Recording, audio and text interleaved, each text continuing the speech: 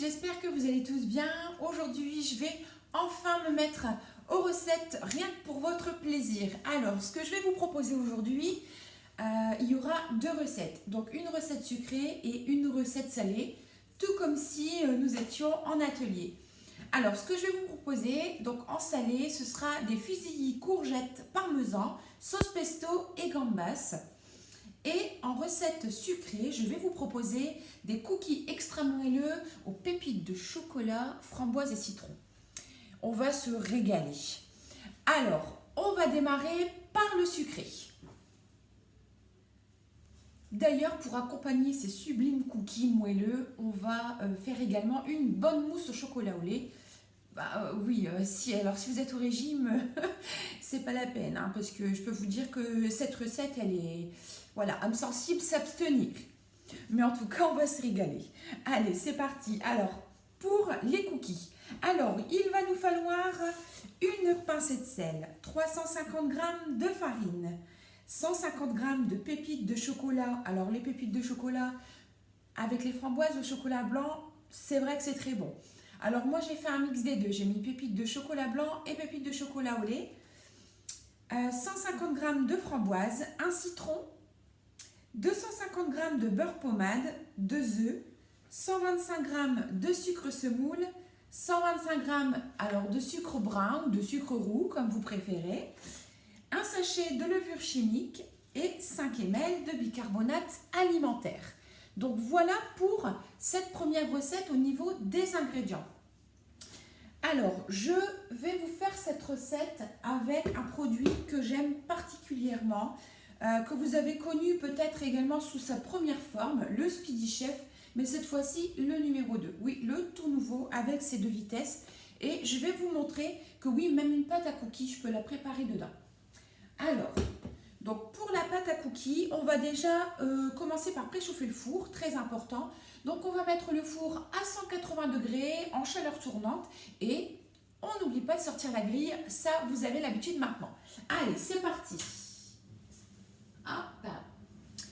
Voilà, le four est en mode préchauffage, on va pouvoir commencer à préparer.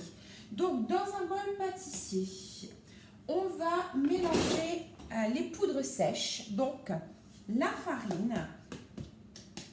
Hop. Donc j'ai déjà préparé toutes mes pesées. Donc la farine. Ensuite, on va ajouter la levure chimique.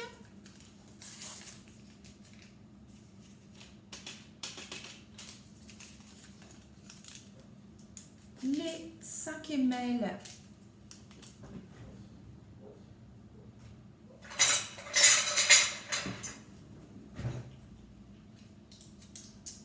de bicarbonate alimentaire.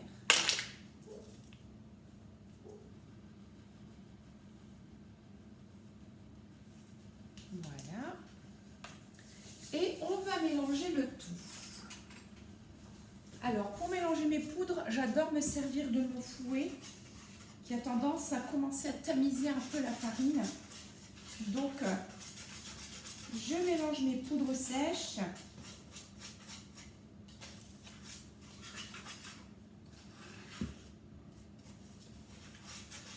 Et je réserve pour tout à l'heure. Voilà.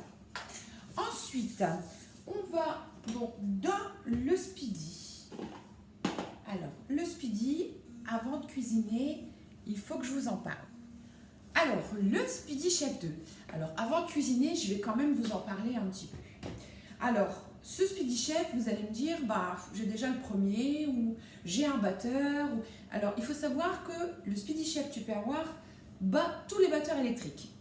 Juste en un exemple, vous allez prendre un batteur électrique et le Speedy 2, vous allez vouloir monter des blancs en neige, vous verrez que le Speedy sera beaucoup plus rapide.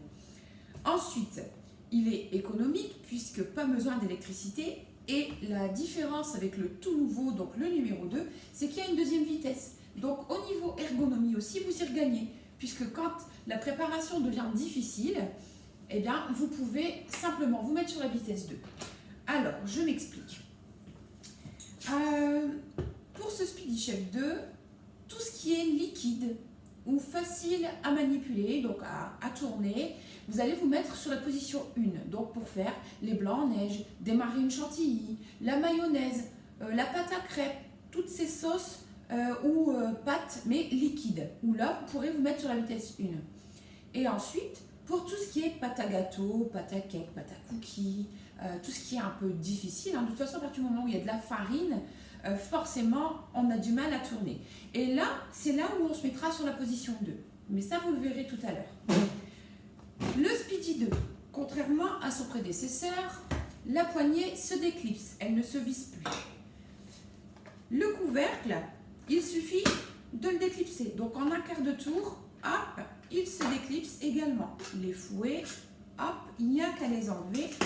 Et l'autre partie du couvercle, comme ceci. Il est composé d'un pichet gradué. Donc le pichet gradué, vous le connaissez déjà en fait. Vous avez certainement dans vos placards celui-ci. Comme vous pouvez le voir, c'est le même.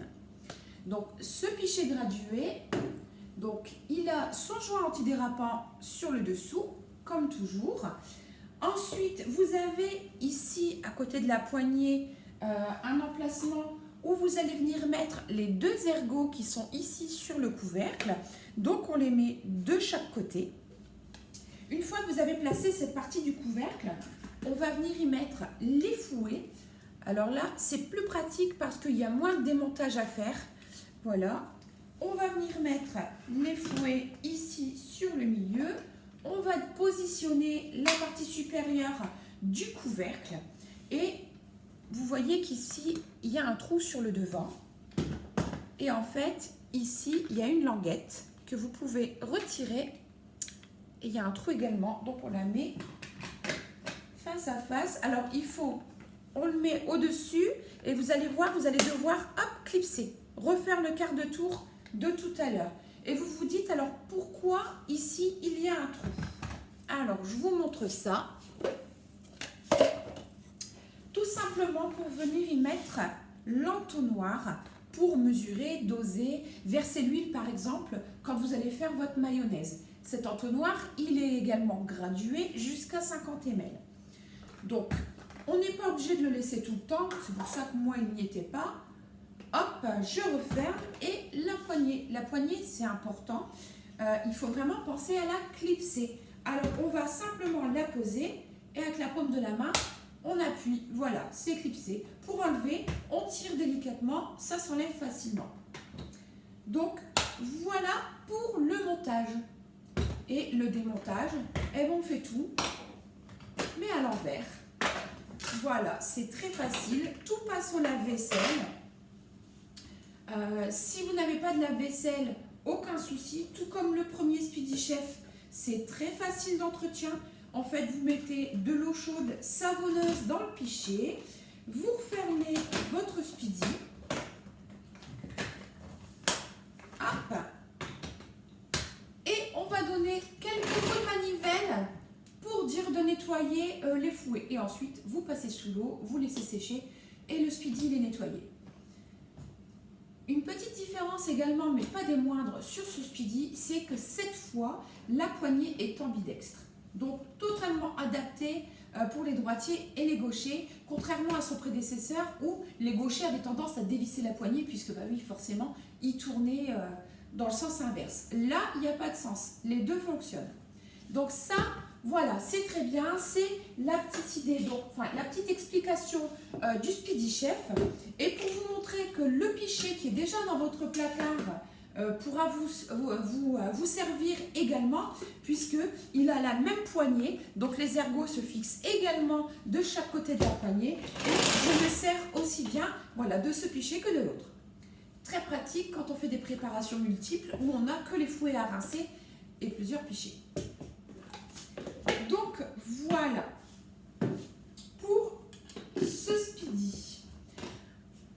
Alors, l'information importante que j'ai à vous donner cette semaine, c'est quoi? C'est que ce Speedy Chef, vous l'avez déjà vu dans le catalogue, il est sorti il y a quelque temps de cela. et vous l'avez vu en catalogue à 59,90 €. Il y a également un livret recette avec qui est à 5,90 €. Moi, cette semaine et jusqu'à dimanche seulement, je vais vous proposer le Speedy Chef 2 et son livret pour 49,90 €. C'est-à-dire que pour le prix de l'ancien, je vous propose le nouveau avec le livret recette. Mais alors, il faut aller vite parce que c'est seulement jusqu'à dimanche. Donc, je vous attends pour les commandes et vous savez comment faire déjà, je le sais. Alors, on va retourner à notre recette. Alors, nous avons préparé nos poudres sèches. Donc, dans le Speedy Chef, nous allons mettre dans son pichet les sucres. Donc, le sucre roux ou brun, le sucre semoule. Et nous allons y mettre également le beurre pommade.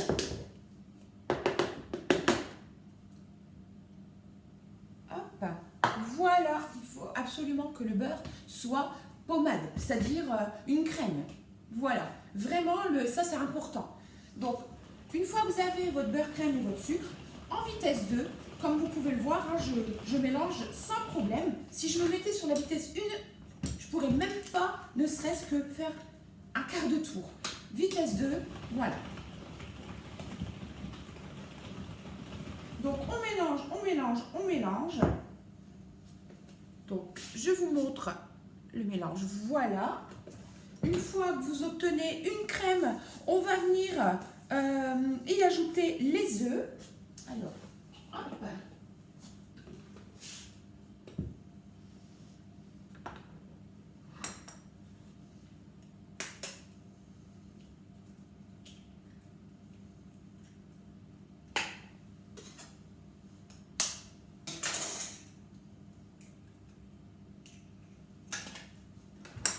On va redonner quelques coups de manivelle.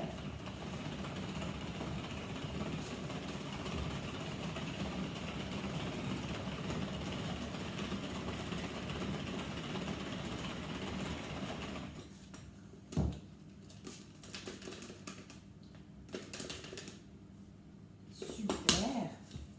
Voilà. Ensuite,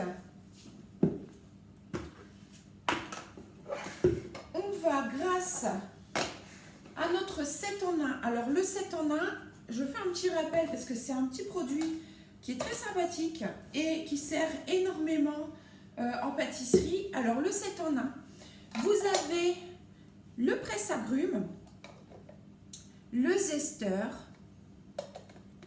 pour zester ou poudrer et vous avez le séparateur à œufs. En plus de ça, il est fourni donc forcément avec son petit gobelet gradué jusqu'à 200 ml. Et vous avez le couvercle.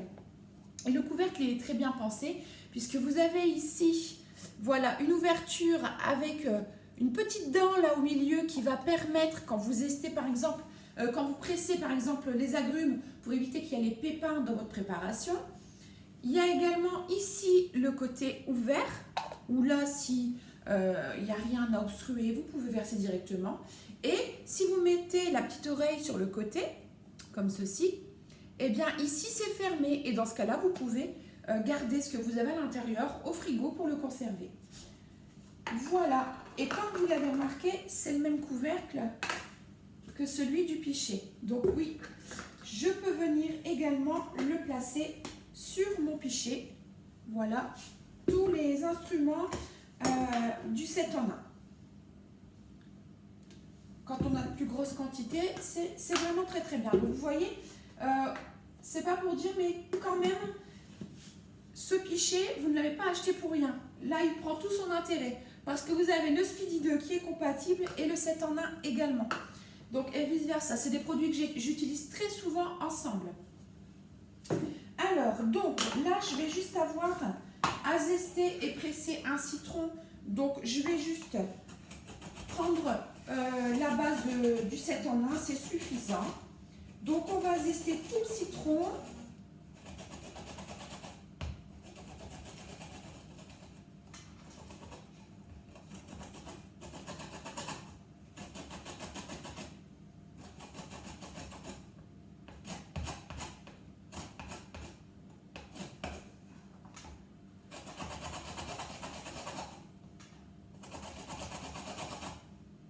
Alors, j'ai choisi citron, mais vous pouvez également faire la même recette avec pamplemousse, orange, clémentine. Vraiment, citron vert, pourquoi pas si vous aimez.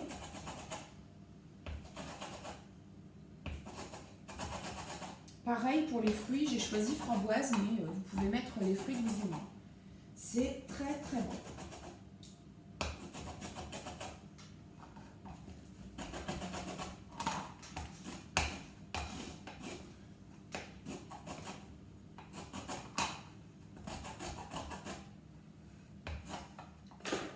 Maintenant que j'ai zesté mon citron, je vais pouvoir prendre le presse-agrumes et venir y presser mon citron.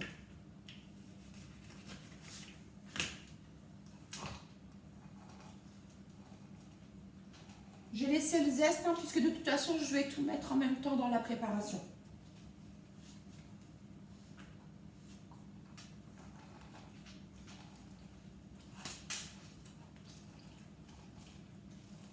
Voilà. Mon couvercle, alors je vais le mettre du côté où je peux égoutter parce qu'on ne sait jamais. Il se peut que j'ai oublié un pépin ou que je ne l'ai pas vu. Hop.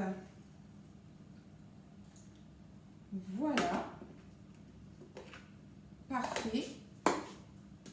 Et je vais redonner quelques coups de manivelle.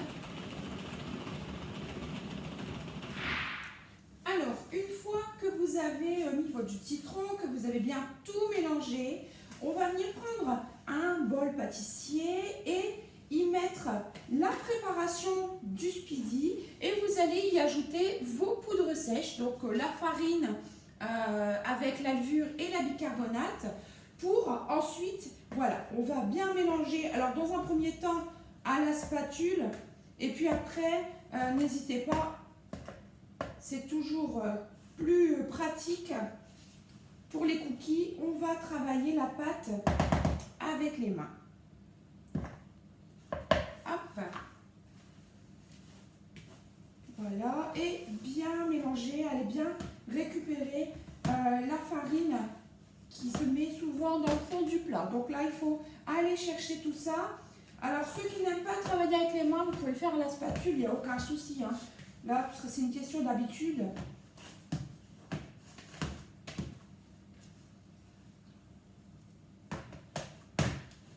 Voilà. Je peux vous dire que la pâte, elle est parfumée. Franchement, ça donne très très envie. Alors, une fois qu'on a fait ça, on va venir y ajouter ces pépites de chocolat. Et on va y ajouter également, hop, les framboises. Et là, maintenant, on va pouvoir, hop, mélanger à la spatule.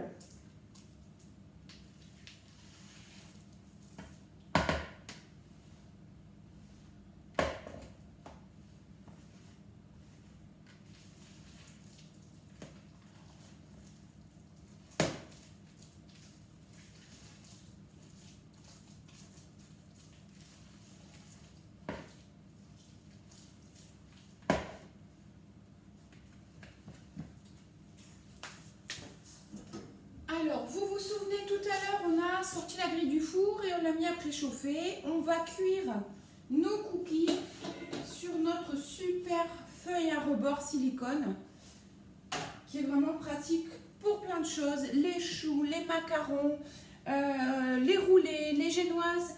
On peut également s'en servir comme simple feuille de cuisson pour cuire une tarte, une pizza. Voilà, tout ce que vous faites d'habitude sur du papier sulfurisé. Ensuite, pour avoir de beaux cookies de même taille, je vais utiliser mes cuillères portions.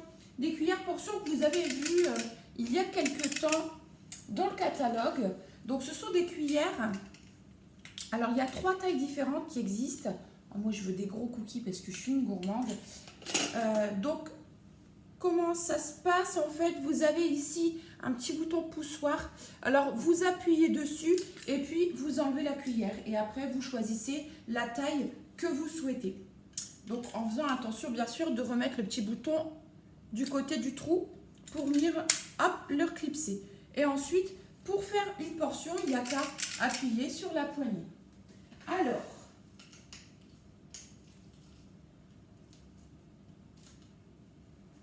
voilà.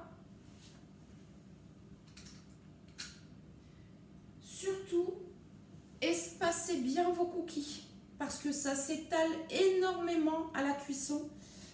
Donc, il faut bien les espacer. J'ai l'impression de faire des boules de glace. Ça donnerait presque envie de les manger comme ça, pas cuites. Donc là, j'en ai mis que 9 sur ma grille. J'espère que vous voyez bien. J'en ai mis que 9 parce qu'il faut vraiment bien les espacer. Donc n'hésitez pas à remplir les 2 grilles. Mais parce que vous pouvez en faire quand même pas mal de cookies. Hein. Il me reste encore pas mal de pâtes avec ces quantités-là. Maintenant, vous pouvez réduire les quantités, hein, bien sûr. Mais je peux encore en faire 2 plateaux comme ça. Alors, c'est parti pour la cuisson. On va mettre donc à 180 degrés en chaleur tournante pour 10 à 12 minutes. Donc, pendant la cuisson des cookies, donc ils sont partis pour 12 minutes de cuisson. Comme je l'ai dit, j'ai rajouté une petite gourmandise et on va se faire une mousse au chocolat. Alors la mousse au chocolat, il n'y a rien de compliqué, hein, je ne vais rien vous apprendre. Donc il vous faut 200 g de chocolat dessert. Hop, et 6 œufs. Alors, le chocolat dessert, je vais venir le mettre dans mon pichet micro-cook. Vous me voyez m'en servir très souvent. La preuve encore cette fois. Je vais mettre mon chocolat à fondre. Donc là, je vais mettre 2 minutes 30 à 450 watts. Pas plus.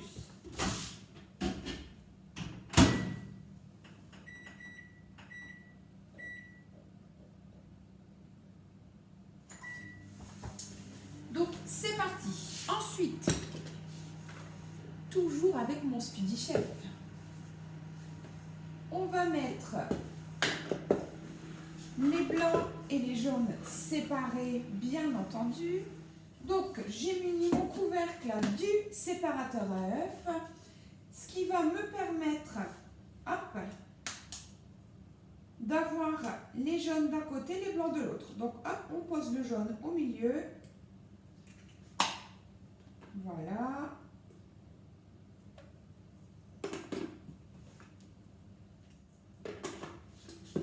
Voilà, les blancs et les jaunes sont séparés.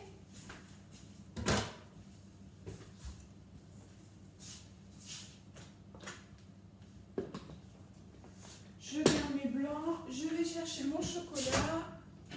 Donc le chocolat, vous mettez 2 minutes 30 à 450 watts maxi. Ensuite, vous laissez poser 1 à 2 minutes, le temps que le chocolat termine de fondre. Et ensuite, hop, avec la spatule, surtout pas de fouet en faire avec le chocolat, hein, je vous le dis assez. Avec la spatule, hop, on vient mélanger. Jusqu'à ce qu'on ait un chocolat tout lisse et bien brillant. Si vous voyez que le chocolat n'est pas assez fondu, parce que en fonction des marques de chocolat aussi, ça peut changer, eh bien, il n'y a pas de souci, vous pouvez remettre par tranche de 30 secondes sans aucun problème. Voilà. Et une fois que le chocolat est bien mélangé, on va venir l'incorporer aux œufs. Voilà, donc on obtient un chocolat bien lisse et bien brillant. On va l'ajouter au jaune d'œuf.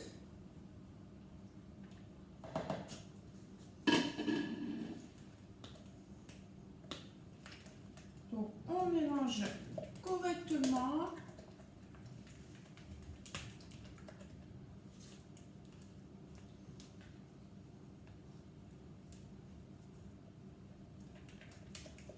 Et une fois que le chocolat est bien mélangé au jaune d'œuf, on va monter les blancs en neige.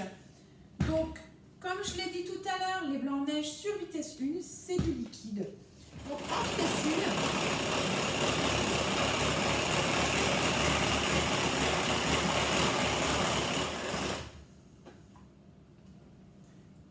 1. Voilà, c'est parfait. Ensuite, avec une spatule, donc toujours une maryse, ça c'est très important d'avoir ça en cuisine.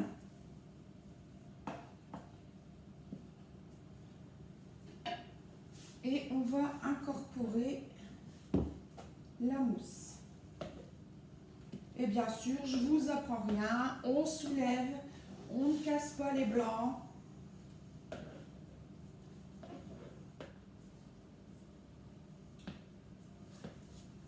Alors, une fois que vous avez bien intégré tous les gants en neige, donc moi je choisis des petits raviers. Quand la mousse elle est encore liquide, on va venir remplir ces ramequins.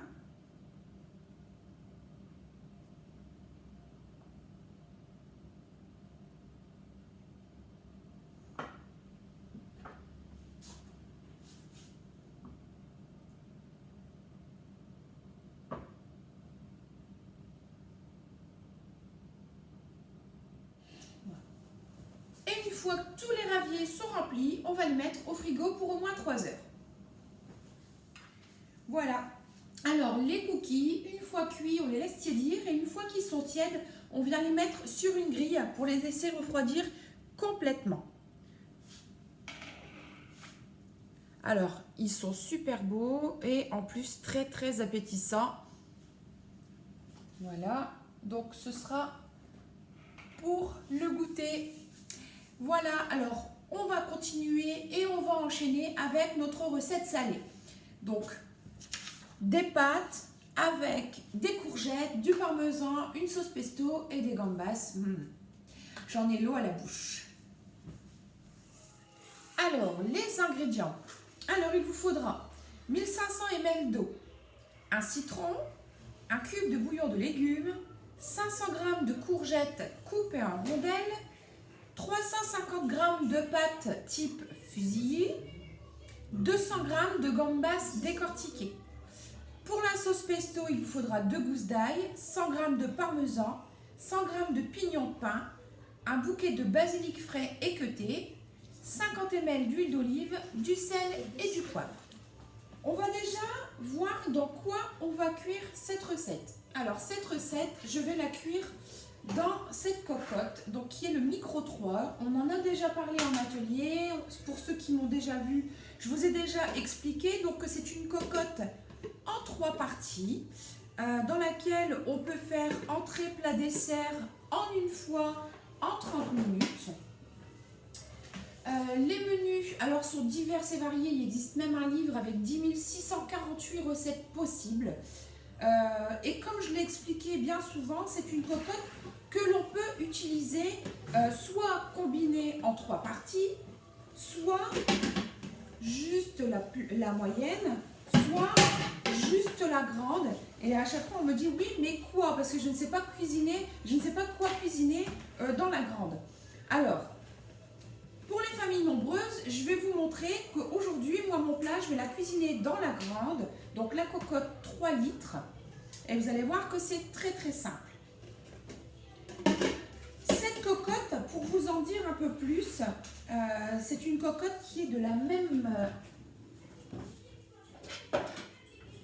C'est une cocotte qui est de la même gamme que le pichet que vous connaissez déjà toutes très bien, ce fameux pichet Micro Cook.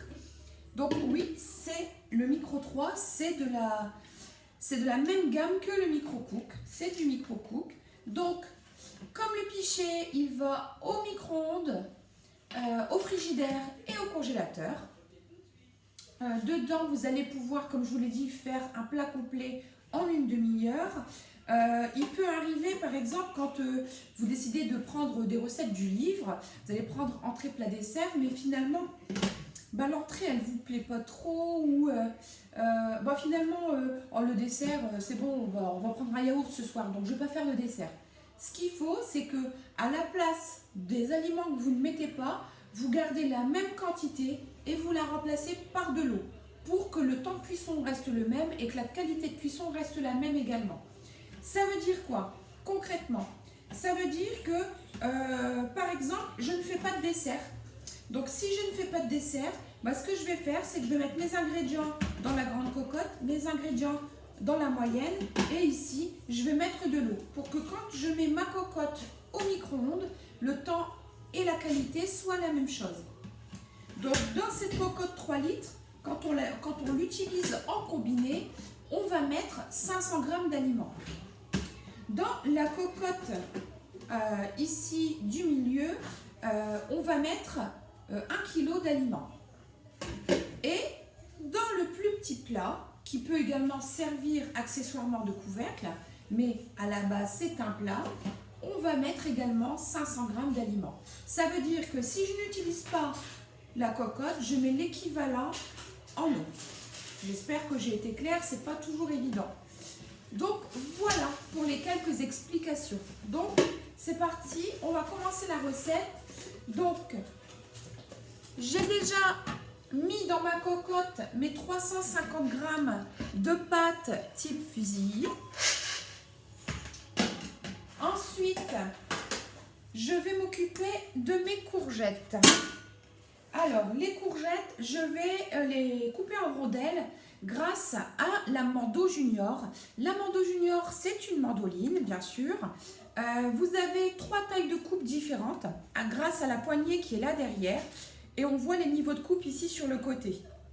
Donc, plus ou moins épais en fonction de vos goûts. Quand vous poussez tout au bout, il y a le petit cadenas. Faites bien attention, c'est très tranchant.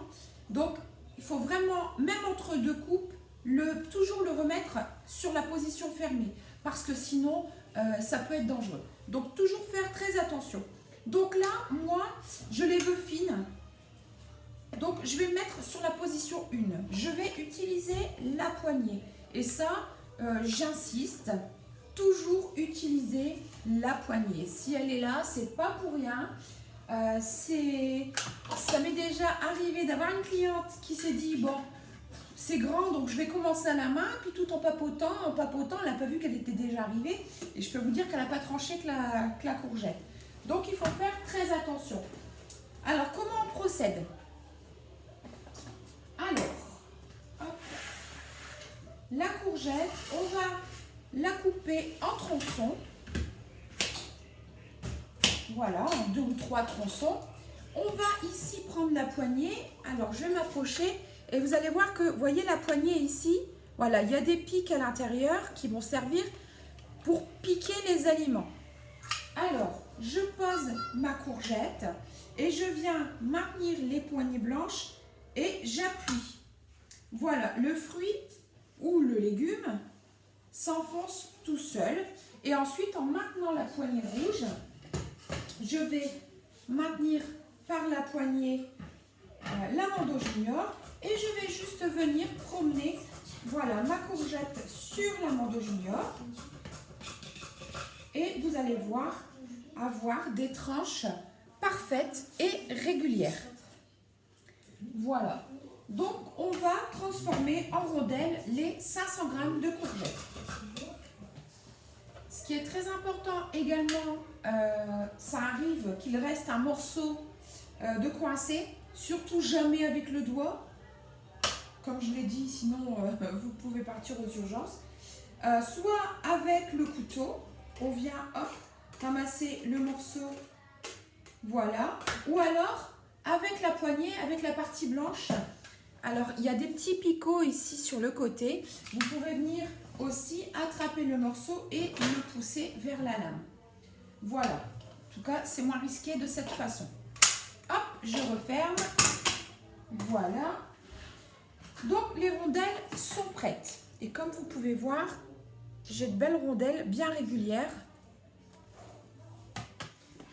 Donc, une fois qu'on a préparé les courgettes en rondelles, on va s'occuper du citron. Donc, le citron, bien sûr, mon traité, hein, ça vous avez l'habitude. Et comme tout à l'heure, on va utiliser le 7 en 1 pour zester le citron. Alors, c'est parti. On y va. Et on zeste tout le citron entièrement. Une fois qu'on a zesté le citron, on peut directement le mettre dans la cocotte. On va ensuite changer de couvercle et on va prendre le presse-agrumes. Et on va prendre le jus du citron. Voilà, le jus de citron, pareil, on va pouvoir directement hop, le mettre dans les pâtes. Ensuite, Ensuite, dans les pâtes, on va venir ajouter donc les 500 g de courgettes.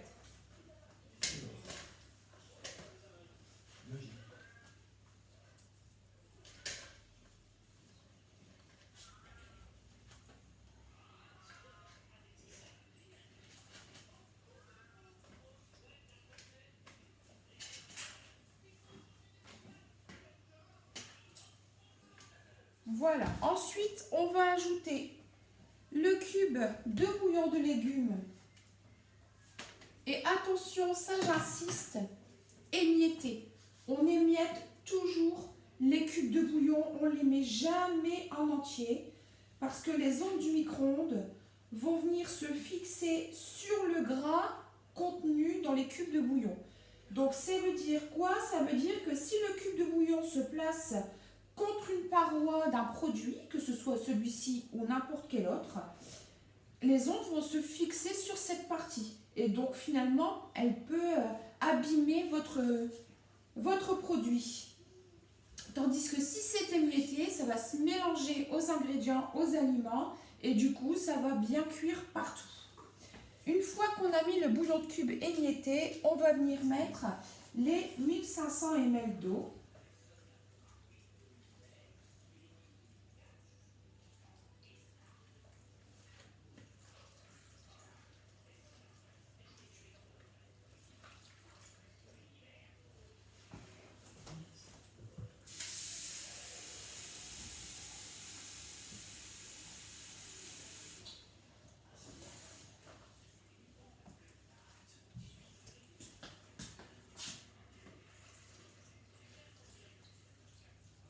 Voilà.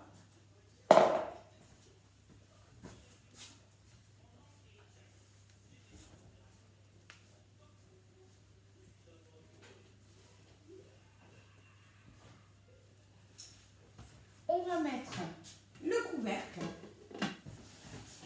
Donc une fois qu'on a mis le couvercle, c'est parti pour 25 minutes de cuisson.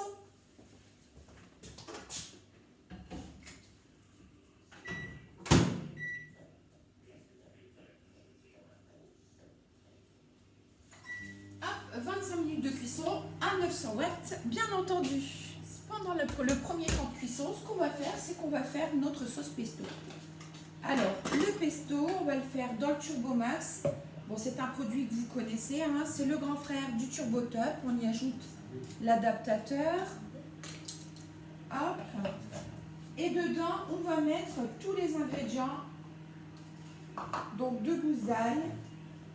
On va mettre un bouquet de basilic. Équeuté, bien sûr. Ensuite, on va mettre 100 g de parmesan.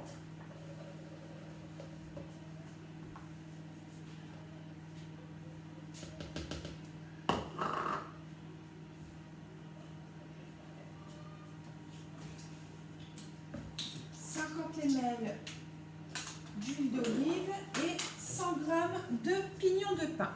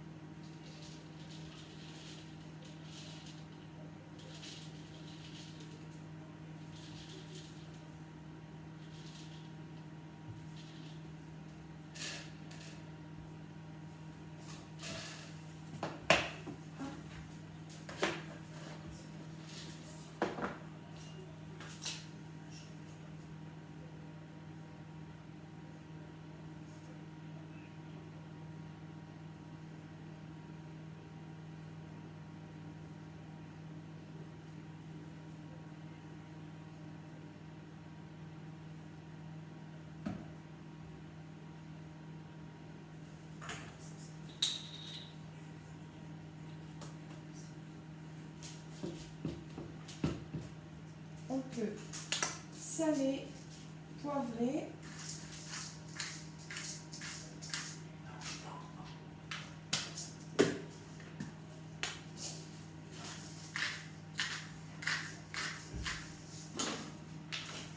Ensuite, on vient poser le couvert et on va mixer jusqu'à obtenir notre sauce pesto.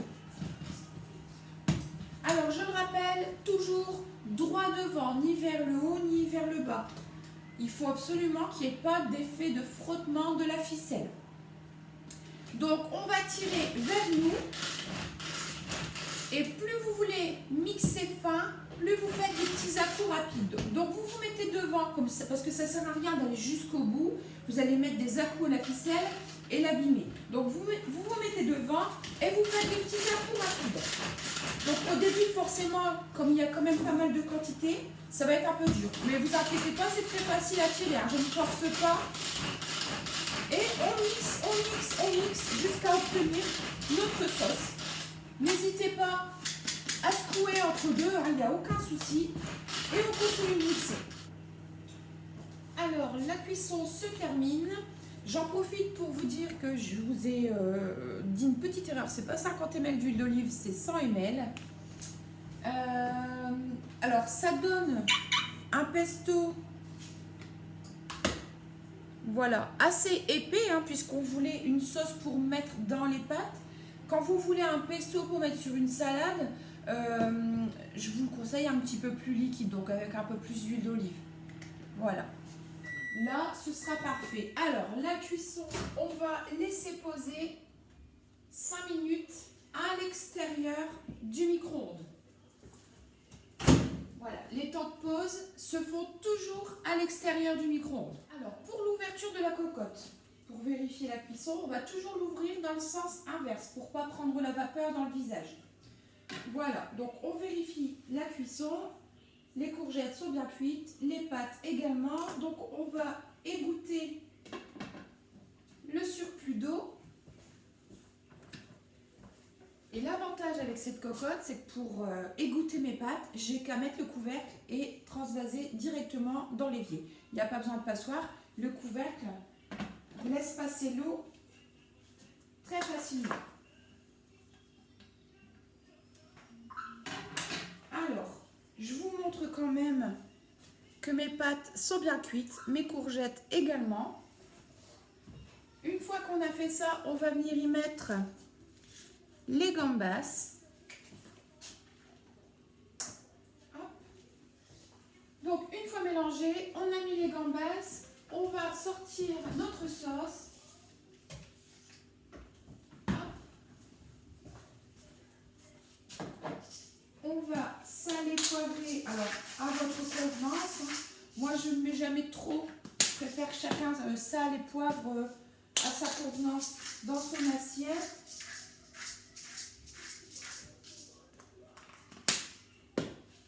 Ensuite, hop, la sauce pesto.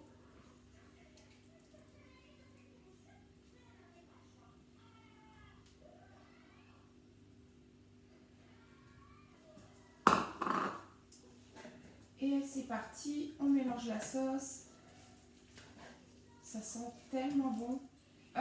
De ce plat, je vais vous dresser une assiette avec le petit dessert et puis je vous montre tout de suite le petit menu du soir.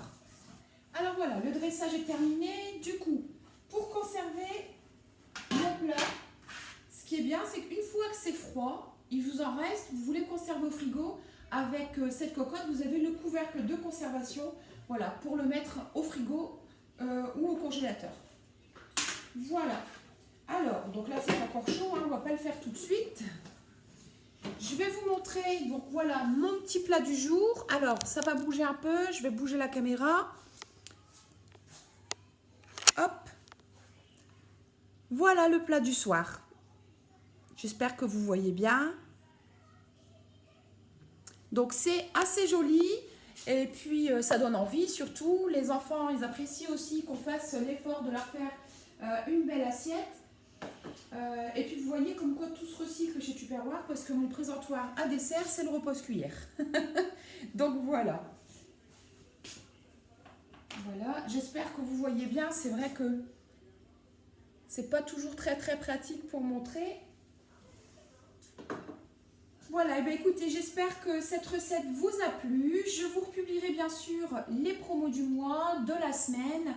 Je vous mettrai évidemment la recette en commentaire. Donc je vous mettrai la recette, les produits, les références, les prix, voilà, tout y sera. N'hésitez pas, si vous avez des questions, je reste disponible pour vous.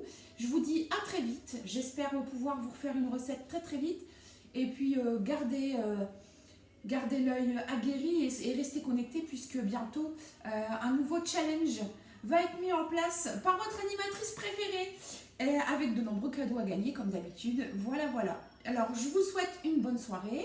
Et puis, je veux voir vos photos, je veux voir vos assiettes. N'hésitez pas, si vous faites les recettes, de me les envoyer. Il y en a déjà beaucoup qui le font et ça me fait vraiment très, très, très plaisir. Prenez soin de vous. J'espère que vous allez tous bien, que vous êtes entourés de votre famille et que vous profitez des moments qui sont précieux. Je vous embrasse très, très fort et je vous dis à très vite. Bisous, bisous.